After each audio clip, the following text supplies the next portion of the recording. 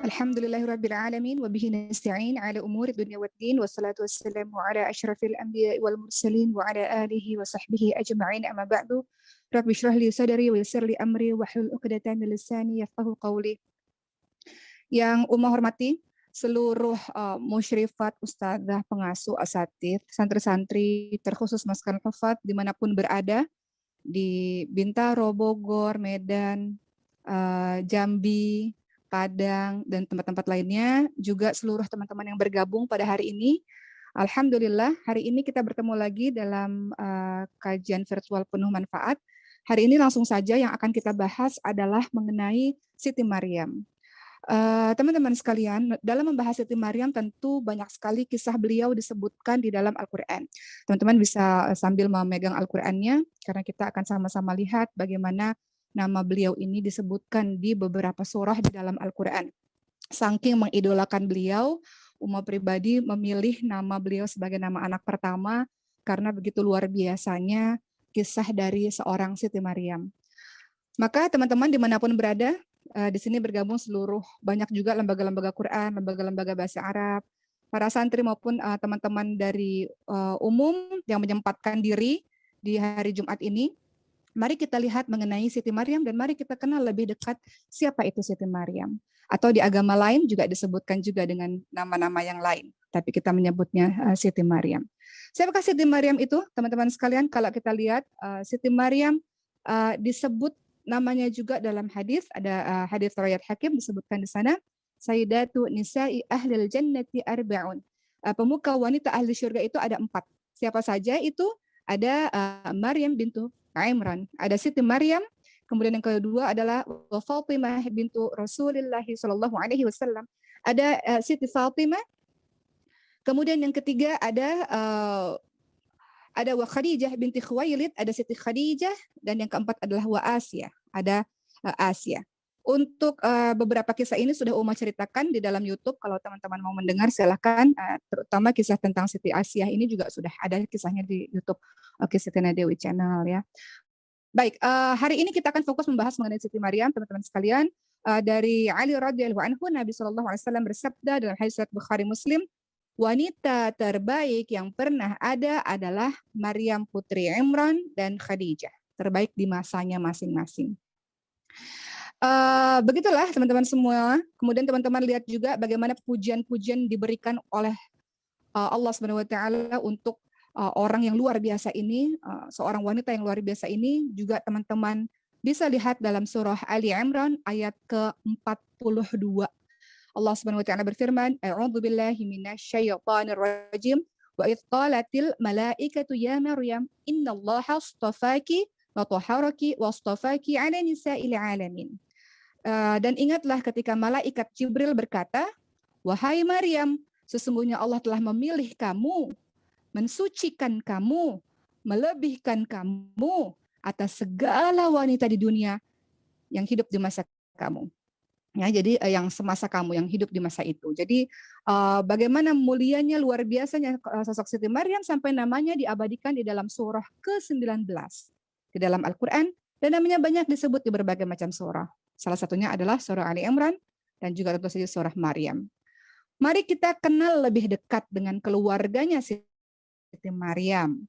Keluarganya Siti Maryam juga namanya dicantumkan di dalam surah di dalam Al-Quran, yaitu Ali Imran. Ali Imran, keluarga Imran. Siapakah keluarga Imran, sahabat sekalian? Sampai keluarganya saja juga disebut-sebut namanya di dalam Al-Quran.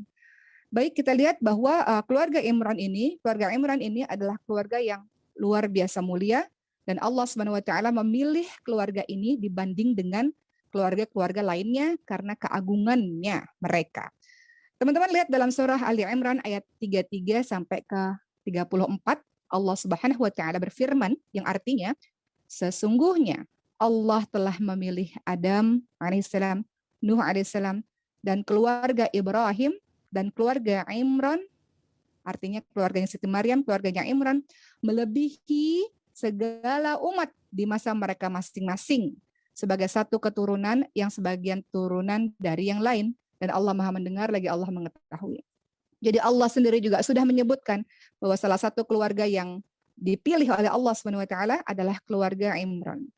Eh, Siti Maryam, teman-teman sekalian, lahir di Palestina, lahir dari rahim seorang ibu yang kita bisa sebut namanya Hana dan ayahnya tentu saja Imran. Garis keturunan Siti Maryam, dari garis ayah Siti Maryam ini sampai kepada nasabnya kepada Nabi Daud alaihissalam. Dari Hana, keturunan ibunya, Hana ini adalah adik dari istri Nabi Zakaria alaihissalam. Maka dikatakan Maryam ini adalah keponakan dari Nabi Zakaria alaihissalam. Setelah kita tahu nasabnya Siti Maryam dan bagaimana latar belakang keluarganya, mari kita lihat bagaimana masa kecilnya Siti Maryam. Ibunda Hana, ibunya Siti Maryam, Ibunda Hana setelah bertahun-tahun menikah bersama Imran, tidak kunjung diberikan anak. Sampai kemudian beliau bernazar kepada Allah. Beliau berjanji kepada Allah. Kalau saya punya anak, ya Rabb, maka saya akan menyerahkan anak ini ke Baitul Maqdis Palestina, ya Allah. Untuk menjadi pengabdi agamamu, ya Allah. Untuk menjadi penolong agamamu, ya Allah. Jadi, hal ini bisa terjadi dari diri seorang perempuan yang salihah. Perempuan yang salihah ini tahu ketika kelak di rahimnya ada seorang anak, dia akan berupaya sekuat tenaga mau jadi apapun itu nantinya, dia adalah anak-anak yang menjadi penolong atau pengabdi agama Allah. Begitu pula dengan Hana, sahabat-sahabat sekalian, teman-teman sekalian, bahwa Hana bernazar, bertekad, berjanji kepada Allah, anak ini yang aku kandung ya Allah akan menolong agamamu, akan menjadi pengabdi untuk agamamu. Dan ketika Hana pada akhirnya mengandung dan Allah SWT mengabulkan doa dari Hana, ayahnya Siti Maryam meninggal dunia. Jadi Siti Maryam ini sudah yatim sejak di dalam kandungan. Dan kita lihat ini juga sudah Uma bahas berkali-kali mengenai Ibu Hana, bagaimana beliau mendidik Siti Maryam. Ini juga menjadi pelajaran untuk kita semua bagaimana kalau kita punya anak suatu hari nanti, bagaimana cara mendidiknya.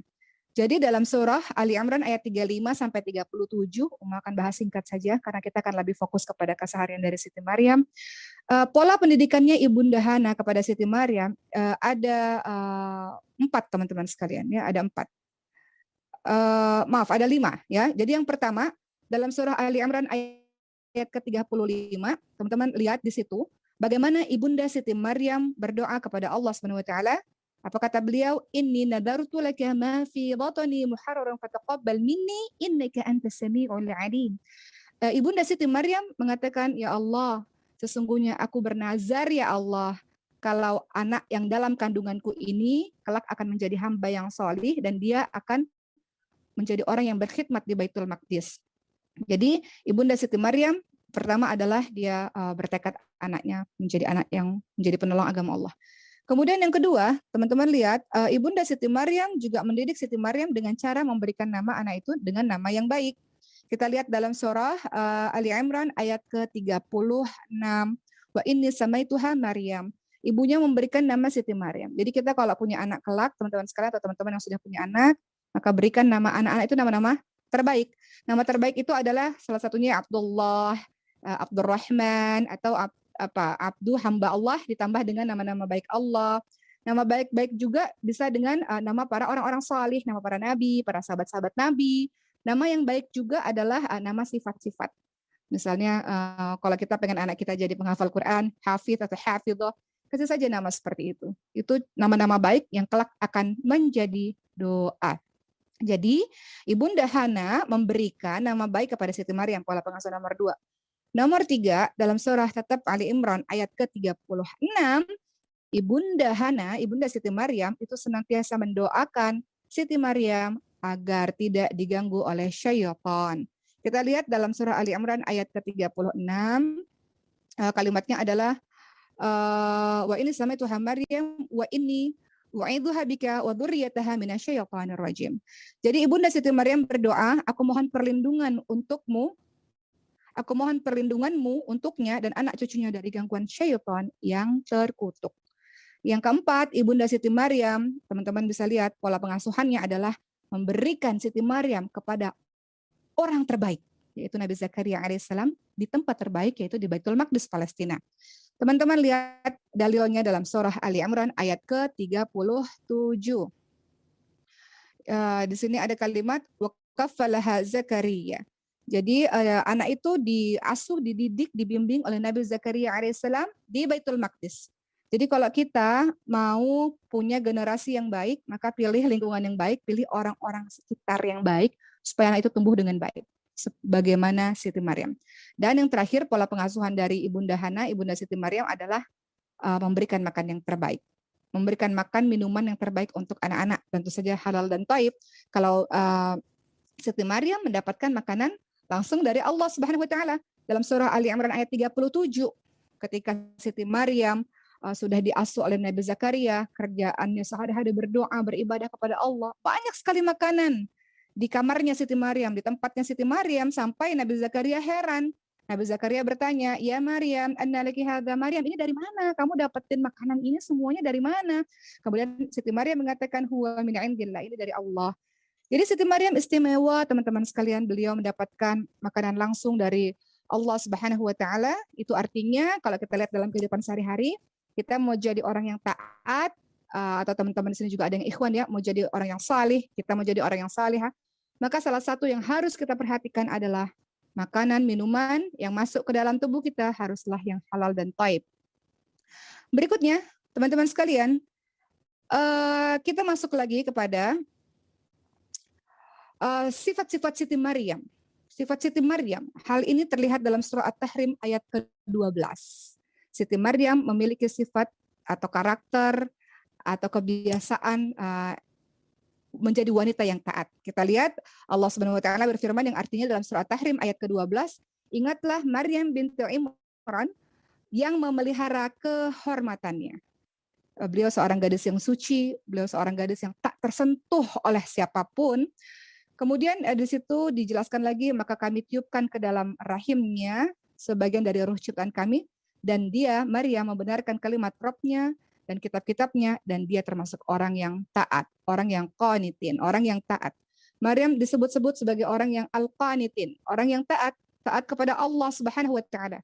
Terus-menerus dalam ketaatan, terus-menerus dalam kekhusyuan, terus-menerus dalam rasa takut kepada Rabb-nya. Itulah Siti Maryam. Nanti kalau teman-teman ke Palestina, di Baitul Maqdis, teman-teman bisa lihat mihrabnya Siti Maryam. Tempat Siti Maryam beribadah kepada Allah Subhanahu wa taala. Mari kita simak berikutnya. Kita setelah dari surah Ali Imran, kita masuk ke surah Maryam, surah ke-19. Sahabat sekalian, bagaimana di situ diceritakan kisah Siti Maryam ketika mengandung Nabi Isa alaihissalam, ada dalam surah Maryam ayat 16 sampai ayat ke-22. Bagaimana di situ beliau sibuk beribadah, tiba-tiba didatangi oleh seorang laki-laki yang sempurna wujudnya. Kita lihat dalam surah kisah Maryam mulai mengandung dan menjaga diri dari lawan jenis, dari yang bukan mahramnya. Lihat ini, teman-teman sekalian, karena ini penting bagi teman-teman yang belum menikah maupun teman-teman yang sudah menikah, karena terkadang bagi teman-teman yang sudah menikah rumput tetangga lebih hijau. Suami orang lain kok lebih menarik, atau istri orang lain lebih menarik, atau teman-teman yang belum menikah kayaknya yang ya apa sih fulan atau fulana sangat menarik hati. Kita bisa lihat dari bagaimana kisah Maria menjaga diri dari laki-laki dan bagaimana akhirnya beliau mengandung Nabi Isa alaihissalam. Dalam surah Maryam ayat ke-16, Allah Subhanahu wa taala berfirman yang artinya, dan ceritakanlah kisah Maryam di dalam Quran, yaitu ketika ia menjauhkan diri dari keluarganya ke tempat di sebelah timur. Jadi Siti Maryam ini banyak beribadah kepada Allah Subhanahu wa taala. Dilanjutkan di surah Maryam ke-17, teman-teman baca, dan akhirnya Siti Maryam saat beribadah datanglah seorang laki-laki. Dalam surah Maryam ayat ke-18, Maryam sangat terkejut dan kemudian mengatakan, inni a'udzu birrahmani minka in kunta taqiyyah. Beliau mengatakan kaget, lagi beribadah kepada Allah, lagi khusyuk, bermunajat kepada Allah, tiba-tiba di hadapannya ada seorang laki-laki yang sempurna, dengan wujud yang sempurna. Maka Siti Maryam apa yang beliau lakukan? Sesungguhnya aku berlindung padamu kepada Rabb yang Maha Pemurah jika kamu seorang yang bertakwa. Jadi ada orang dengan wujud sempurna, justru Siti Maryam menarik diri dengan mengatakan berlindung kepada Allah Subhanahu wa taala. Kalau kita lihatlah teman-teman sekalian, kalimat ini dalam tafsir Al-Qur'an Al-Azim, Abu Wa'il berkata, kalimat ini menunjukkan Siti Maryam itu adalah orang yang bertakwa. Karena orang yang bertakwa adalah orang yang mengerti adanya batasan-batasan. Jadi orang yang bertakwa, yang takut kepada Robnya, yang taat kepada Robnya, walau ada orang yang wujud sempurna di hadapannya, tapi dia adalah orang yang mengerti batasan-batasan. Kemudian dilanjutkan ayat tersebut dengan surah Maryam ayat ke-19. A'udzubillahi minasyaitonirrajim, kata malaikat Jibril, qala innama ana rasulu rabbika liahaba laki ghulaman zakiyya. Nah, malaikat Jibril berkata, sesungguhnya aku adalah utusan dari Rabbmu untuk memberimu seorang anak laki-laki yang suci. Kemudian Maryam berkata, ini ayatnya bersambung terus, singkatnya Siti Maryam berkata, bagaimana mungkin ada seorang anak laki-laki sedangkan tidak ada manusia pun, seorang manusia pun yang pernah menyentuhku. Dan aku bukan seorang penzina, kata Siti Maryam dalam surah Maryam ayat ke-20. Teman-teman nanti baca surah tersebut, ayat tersebut, tonton tadabburi. Terkejut Siti Maryam. Bagaimana mungkin saya mengandung? Sementara nggak ada satu orang pun yang mendekatiku atau menyentuhku, nggak pernah ada satu orang pun. Dan saya bukan penzina, kata Siti Maryam. Kemudian malaikat Jibril menjelaskan, ini adalah hal yang mudah bagi Allah Subhanahu wa taala dalam surah Maryam ayat ke-21. Jadi rangkaian kisah itu menceritakan bagaimana Siti Maryam sebagai manusia biasa terkejut yang selama ini beribadah kepada Allah Subhanahu wa taala tiba-tiba diberikan sebuah ujian dari Allah mengandung yang beliau tidak ada suami. Apa kata orang setelah itu? Bagaimana pandangan orang nantinya? Bagaimana Siti Maryam harus menghadapi semua itu? Kita akan bahas selanjutnya. Berikutnya teman-teman sekalian, teman-teman baca ayat ini masih berlanjut dalam kelahiran Nabi Isa alaihissalam dalam surah Maryam ayat 22 sampai seterusnya. Maka pada akhirnya Siti Maryam mengandung. Dan tentu saja beliau memikirkan anak ini. Kalau anak ini lahir, kemudian tidak ada ayahnya, apa kata orang, bagaimana anggapan orang. Akhirnya beliau pergi menjauh meninggalkan tempat daerahnya. Pergi menjauh seorang diri dalam keadaan hamil, tentu itu bukan hal yang mudah. Hamil itu dikatakan wahnan ala wahnin. Kalau teman-teman lihat dalam surah Luqman ayat 14. Hamil itu beratnya luar biasa. Susahnya luar biasa. Lemah yang bertambah-tambah. Keadaan kita sangat lemah bertambah-tambah. Tapi beliau pergi untuk menyelamatkan anak ini. Dalam surah Maryam ayat 22 disebutkan, maka Siti Maryam mengandungnya lalu menyisihkan diri dengan kandungannya itu ke tempat yang jauh. Siti Maryam paham tidak akan ada orang yang percaya dengan kisah ini. Mungkin yang percaya hanya Nabi Zakaria alaihissalam dan istrinya saja. Tapi bagaimana dengan orang-orang lain? Mau dijelaskan sebagaimanapun tidak akan ada yang percaya bahwa Siti Maryam bisa hamil begitu saja tanpa seorang laki-laki. Jadi beliau sudah tahu akan jadinya nanti seperti apa omongan orang-orang terhadap beliau, tanggapan atau prasangka orang-orang terhadap beliau. Singkatnya beliau melahirkan teman-teman sekalian dalam keadaan yang susah dan itu titik terendah. Sampai-sampai Siti Maryam mengatakan dalam surah Maryam ayat ke-23, teman-teman baca Quran dan lihat kalimatnya Siti Maryam. Maka rasa sakit akan melahirkan anak memaksa beliau bersandar di pohon kurma dan berkata, duhai, alangkah baiknya aku mati sebelum ini dan aku menjadi barang yang tidak berarti lagi, menjadi orang-orang yang dilupakan. Maksudnya apa di sini nanti kita akan belajar, tapi Siti Maryam manusia biasa yang juga pernah mengalami titik terendah dalam hidupnya, yang mungkin merasa dunia tidak berpihak kepadanya, merasa seorang diri, merasa lemah, merasa nggak tahu lagi harus berbuat apa, maka ada keluhan yang dikeluarkan kepada Robnya. Jadi mengeluh itu bukan kepada sesama manusia, tapi mengeluh sebagai seorang hamba yang lemah kepada Robnya. Sebagaimana Nabi Muhammad juga pernah mengatakan, ya Allah, waktu di Taif kan teman-teman sekalian, waktu di Taif, kemana lagi saya harus melangkahkan kaki ini ya Allah, mau dakwah di sini ditolak, dakwah di sini ditolak ya Allah. Sebagai seorang hamba biasa mengadu kepada Rabb-Nya. Begitu pula dengan Siti Maryam, seorang ahli ibadah, wanita yang salihah, juga pernah merasakan kesedihan yang luar biasa dan pernah mengatakan dan mengadukan hal ini kepada Rabb-Nya. Jadi kalau teman-teman merasa ya Allah berat sekali ujian ini, ya Allah manusiawi, dan itu hal yang normal, hal yang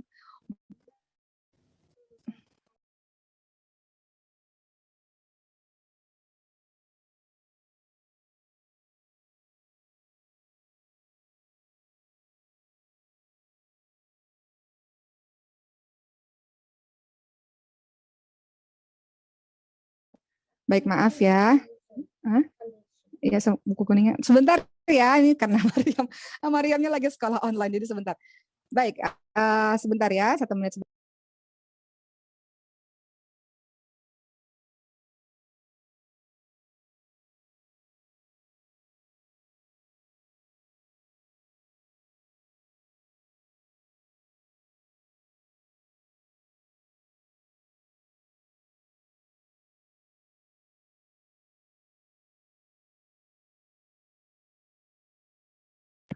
Oke, kita lanjutkan teman-teman sekalian.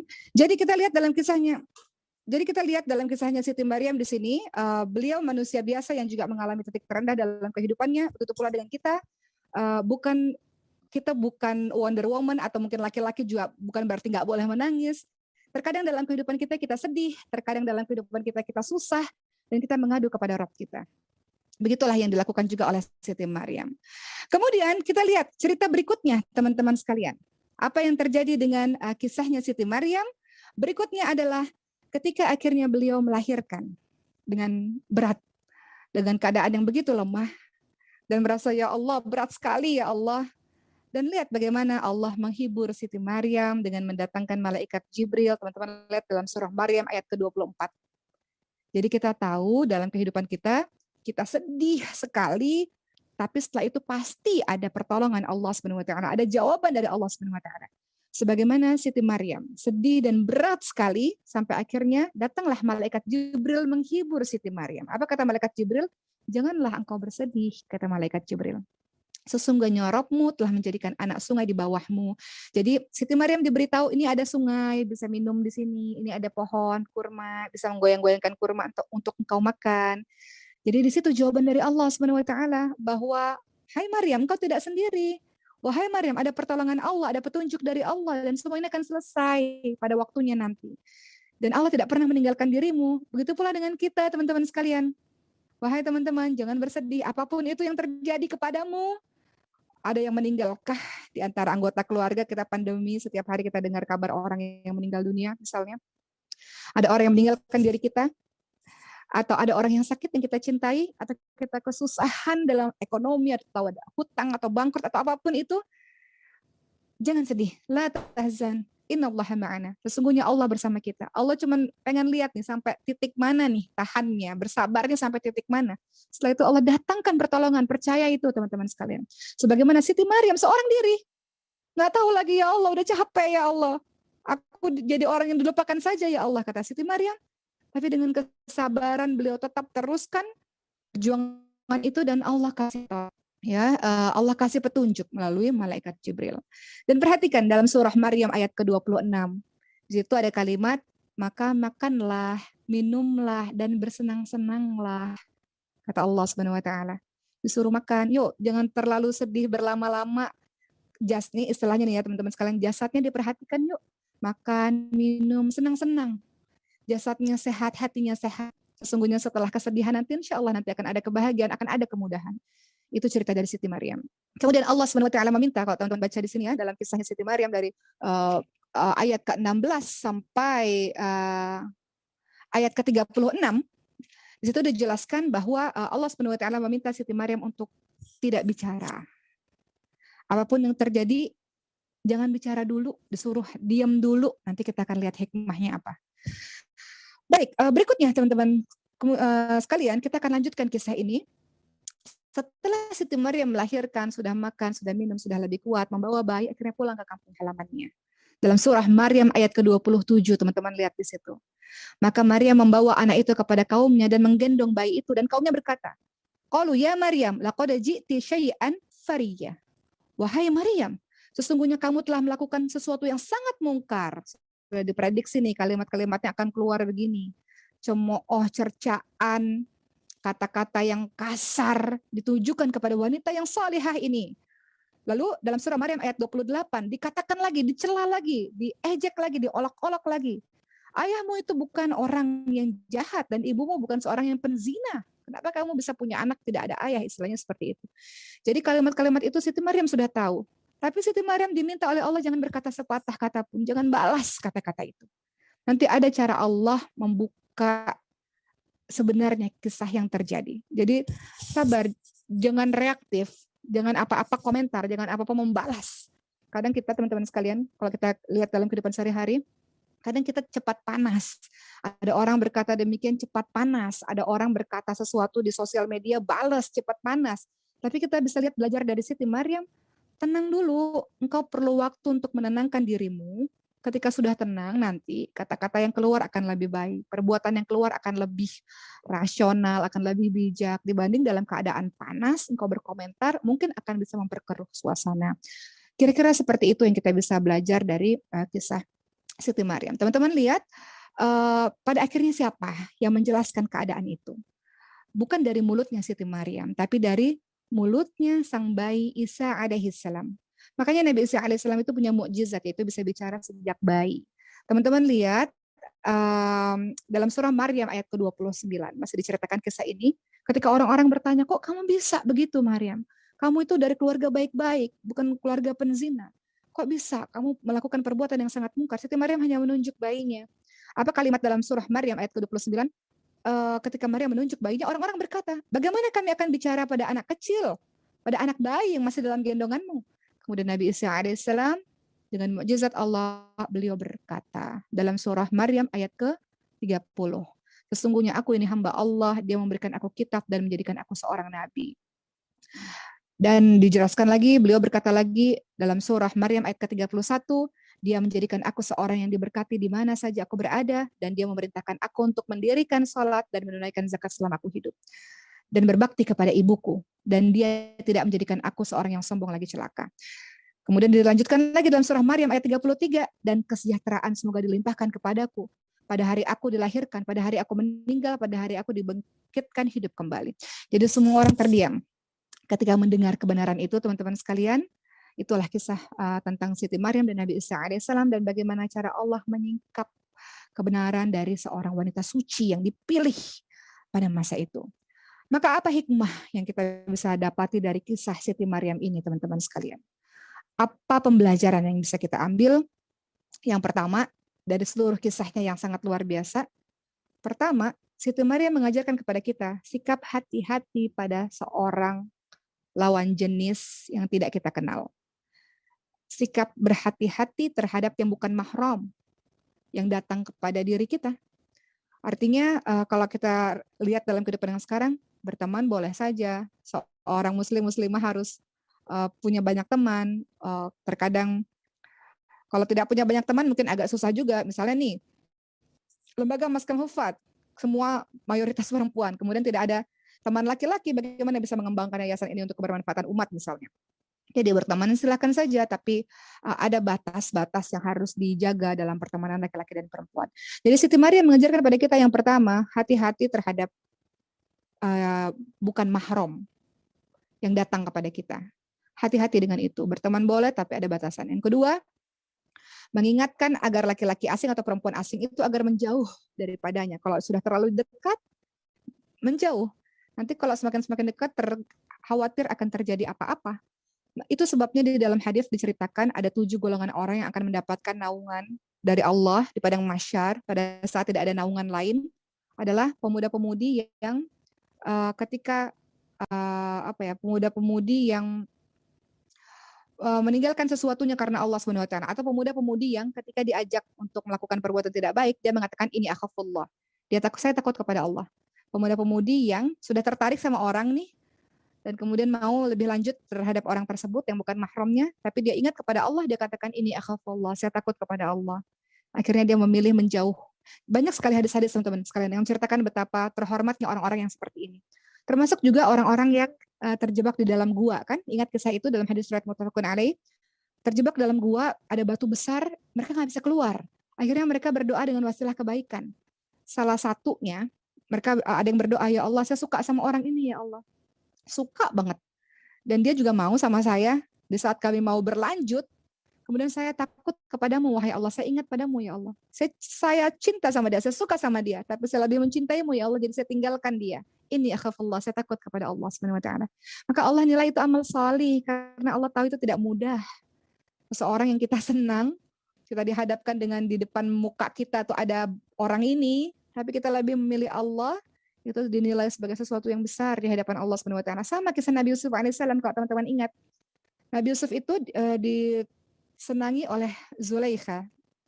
Dan Nabi Yusuf juga memiliki ketertarikan terhadap wanita tersebut, tapi tidak melakukan apapun, bahkan menghindar karena ini akhafullah, saya takut kepada Allah Subhanahu wa taala. Begitu teman-teman semua ya. Jadi yang kedua, hikmah dari kisahnya Siti Maryam adalah mengingatkan yang bukan mahram agar menjauh daripadanya kalau ada hubungan yang sudah terlalu dekat.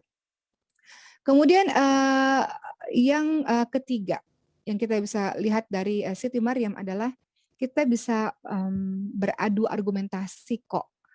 Ya, dalam makna dalam keseharian, sesuatu yang kita yakini benar, teman-teman sekalian, kita bisa menyuarakan kebenaran itu.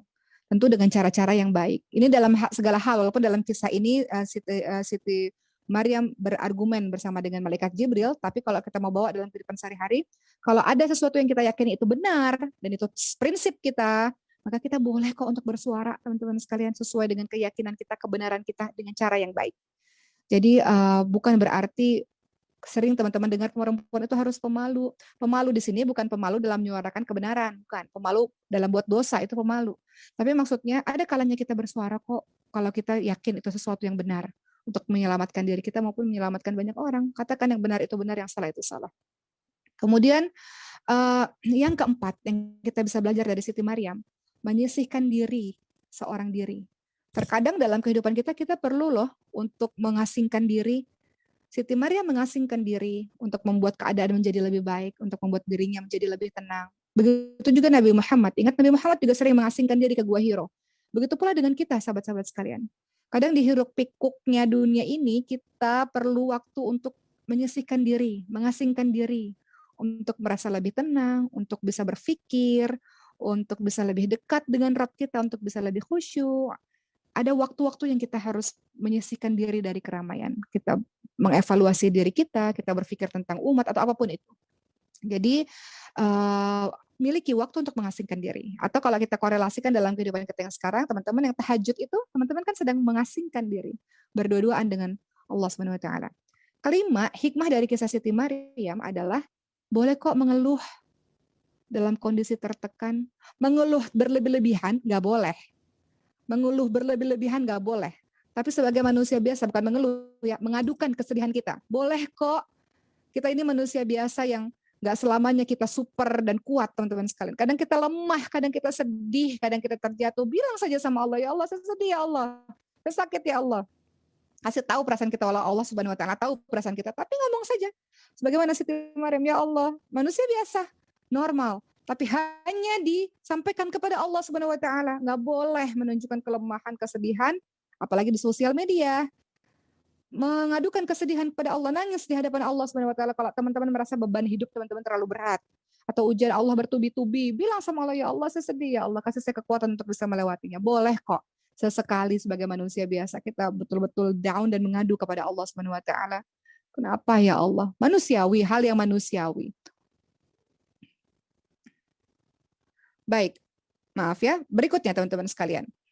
Teman-teman lihat, bayangkan pada hari itu, pada keadaan itu, Siti Maryam dalam keadaan duka yang sangat luar biasa, ya. Kemudian beliau paling banyak zikirnya, tapi begitu dahsyat ujian beliau, seluruh kota satu kampung halaman itu mengata-ngatai beliau. Akhirnya beliau, ya sudah, biarkan saja saya orang yang dilupakan oleh orang lain, dianggap tidak pernah ada, daripada harus menghadapi dunia yang nggak berpihak kepada saya, begitulah istilahnya. Jadi Siti Maryam, perempuan yang solehah ini, yang imannya tidak diragukan ini, beliau adalah manusia biasa. Sama juga seperti kita juga manusia biasa, yang lebih jauh di bawah Siti Maryam. Maka mengadulah kepada Allah Subhanahu wa taala. Ketujuh, yang kita bisa belajar dari Siti Maryam adalah ada kalanya kita harus berdiam diri dan tidak bicara. Selama Siti Maryam menata hati dengan kesedihan, dengan kesakitan baru melahirkan, Allah hendak memberikan Siti Maryam kesempatan untuk menenangkan diri. Sehingga Siti Maryam diperintahkan untuk tidak berbicara dulu dan tidak membantah apapun komentar negatif kaumnya. Karena kita ngomong apapun, orang nggak akan percaya. Siti Maryam ketika ngomong, saya nggak berzina, orang nggak akan percaya karena anaknya udah ada sebagai bukti. Jadi Allah meminta Siti Maryam, coba tenang dulu. Nanti akan ada caranya sendiri Allah membuka siapa sesungguhnya dirimu. Jadi begitu pula dengan kita, begitu pula dengan kisahnya Siti Aisyah. Teman-teman ingat Siti Aisyah itu difitnah. Dalam sejarah Islam, beliau difitnah sebagai orang yang berselingkuh. Ya. Orang yang berselingkuh. Kemudian apa yang terjadi, teman-teman sekalian, beliau jatuh sakit dan tidak berbicara sedikit pun, sementara orang-orang sudah berbicara yang aneh-aneh mengenai Siti Aisyah, dan Allah membuka siapa sesungguhnya Siti Aisyah dalam surah An-Nur. Teman-teman bisa lihat di situ. Jadi ada kalanya kita tidak reaktif. Jadi saya maaf ya, saya loncat ya. Yang keenam tadi saya loncat, tadi kan saya bilang ketujuh. Yang keenam, hikmahnya adalah mencari makanan dan minuman untuk kita konsumsi. Jadi tubuh ini punya hak, teman-teman sekalian. Tubuh punya hak untuk dia sehat.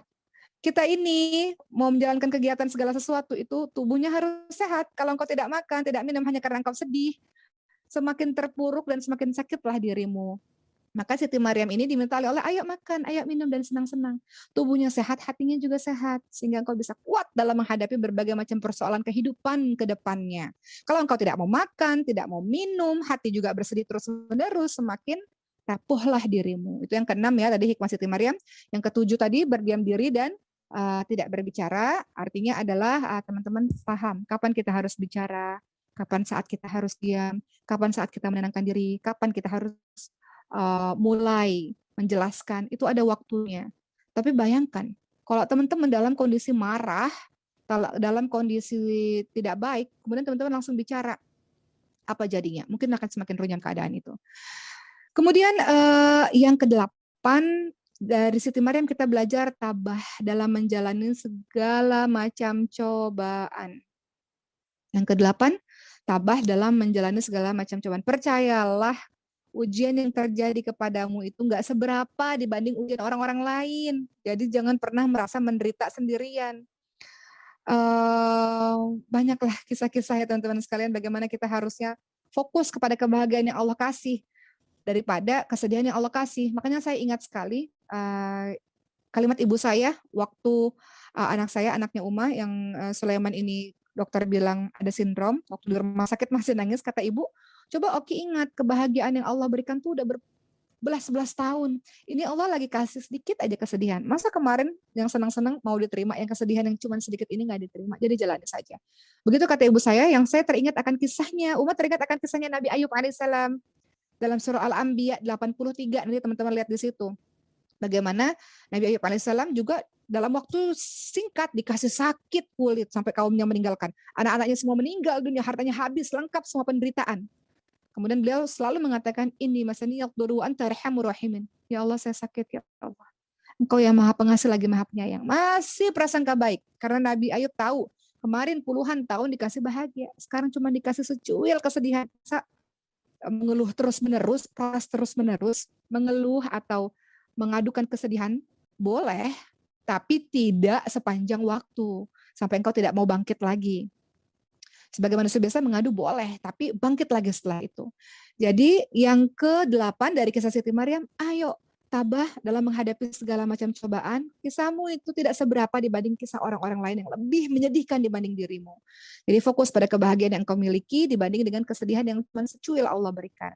Kemudian yang ke-9, hikmah dari kisah Siti Maryam, meyakini dengan kuat di dalam jiwa bahwa ini adalah qada dan qadarnya Allah. Ini sudah takdirnya Allah, sudah ketentuannya Allah. Kita ini hambanya Allah, tugasnya menjalankan skenario-nya Allah. Sudah diciptakan, sudah ditakdirkan 50.000 tahun sebelum penciptaan langit dan bumi akan apapun yang terjadi dalam kehidupan kita. Jadi menerima takdir Allah adalah bagian dari keimanan.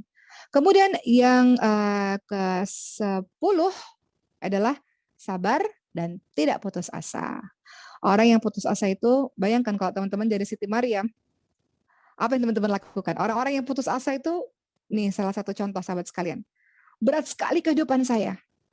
Kemudian banyak orang-orang yang akhirnya bunuh diri. Menyangka dengan bunuh diri, masalahnya selesai. Justru itu jadi mulai kehidupan baru. Karena orang-orang yang bunuh diri masuknya ke neraka Allah Subhanahu wa Ta'ala. Justru itu lebih berat lagi kehidupannya. Jadi ini sebuah joke teman-teman sekalian ya. Sebelum Uma menutup dan Uma pilih mungkin ada 1-2 pertanyaan. Ibunya Uma ini punya penyakit pemphigus vulgaris, penyakit autoimun langka, penyakit langka yang seluruh kulitnya melepuh. Jadi beliau bilang begini sama Uma, ini penyakit ya Allah beratnya. Bentar ya nak ya, sebentar habis ini sebentar. Beliau mengatakan begini, ini penyakit berat sekali ya Allah. Kalau seandainya, bercanda ya, beliau mengatakan kalau seandainya bunuh diri sebenarnya menghilangkan sakit sih, tapi ngeri karena akan menghadapi yang lebih ngeri lagi dari neraka Allah SWT. Jadi jangan putus asa, tetap bersabar. Lihat bagaimana kisahnya Siti Maryam, kita belajar hari ini selama 45 menit ini ya kita mendengarkan kisah Siti Maryam yang luar biasa, maka patutlah Siti Maryam itu kita idolakan sahabat-sahabat sekalian. Dia menunjukkan sisi-sisi kemanusiawiannya, kemanusiaannya ya. Maksudnya ada kalanya beliau lemah, ada kalanya beliau sedih, tapi beliau bangkit, beliau taat kepada Robnya, beliau menjalani hidupnya dengan luar biasa, mengabdikan diri kepada Allah Subhanahu wa taala. Jadi mudah-mudahan dengan kisah ini teman-teman semakin mengidolakan Siti Maryam dibandingkan K-pop atau apapun itu sinetron-sinetron yang banyak di TV-TV, karena kalau kita tanya lebih kenalan artis-artis dibanding teman-teman kenal para tokoh ini, maka hari ini kita sama-sama mencintai, mengidolakan Siti Maryam, dan kita berharap agar sifat-sifat beliau kita bisa teladani dalam kehidupan kita sehari-hari. Baik, hari ini Uma akan pilih pertanyaan beberapa, langsung saja teman-teman sekalian. Pertanyaannya, adakah yang bertanya? Oke, Uma akan pilih. Oke. Dari Putri, bagaimana ketika diberi ujian di masa kelam dan ingin menikah, tapi memiliki rasa khawatir untuk menjalani kehidupan ke depannya? Oke.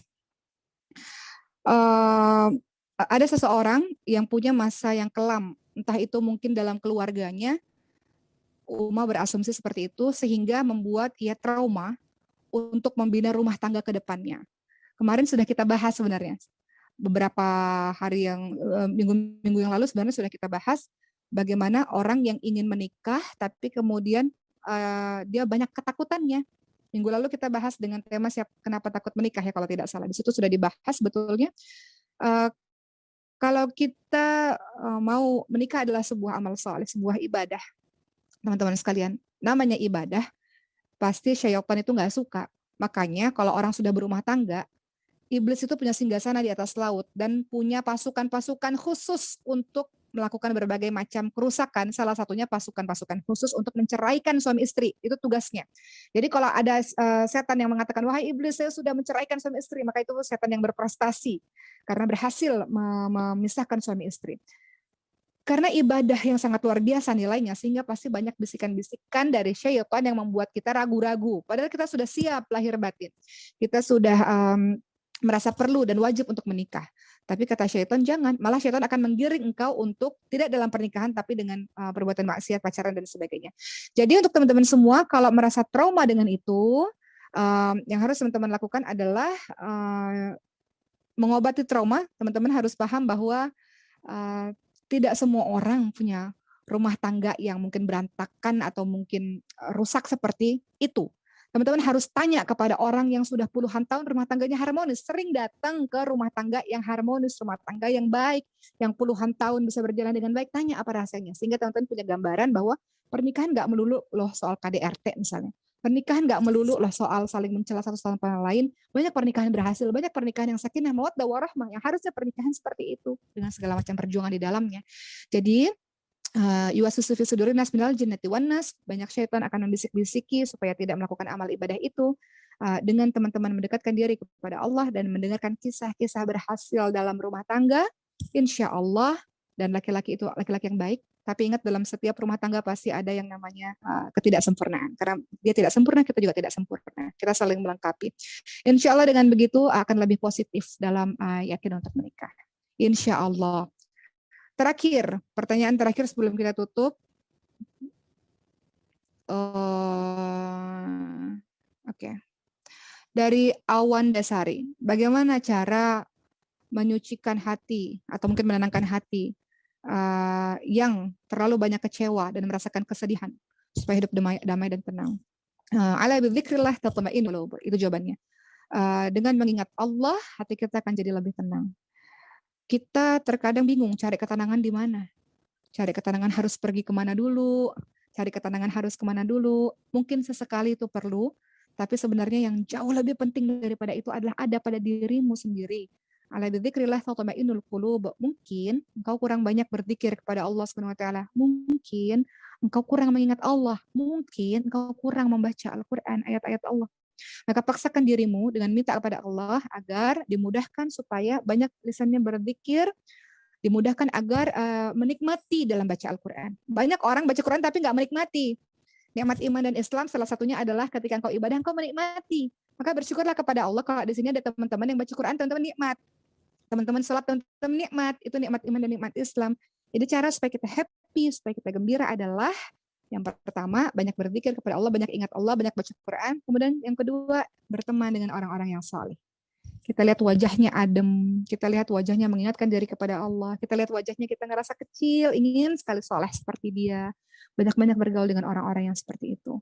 Dan tentu saja yang ketiga adalah banyak berdoa kepada Allah agar Allah senantiasa menjadikan engkau baik, lurus, berkumpul dengan orang-orang baik, didekatkan oleh orang-orang yang baik, husnuzon, prasangka baik atas semua takdir Allah, dan insya Allah segala kekecewaan, kesedihan yang telah engkau alami selama ini menjadikan engkau banyak belajar, menjadikan orang yang kuat, menjadikan engkau orang yang di kehidupan kedepannya tidak mengulangi kesalahan yang sama, insya Allah. Kedepannya punya pengalaman untuk bisa hidup lebih bahagia, bisa punya generasi nanti keturunan, bisa membuat mereka bahagia insya Allah. Ya, dan lebih banyak bersyukur kepada Allah. Karena orang yang pernah sakit jadi tahu rasanya bersyukur. Orang yang pernah sedih jadi menghargai apa yang artinya bahagia. Begitu kan teman-teman sekalian. Tapi kalau bahagia terus nanti nggak ngerti caranya bersyukur. Begitulah mungkin teman-teman sekalian. Semoga teman-teman bisa mendapatkan pembelajaran pada hari Jumat ini. Semoga kita bisa menjadi Maria-Maria masa kini. Siti Maria.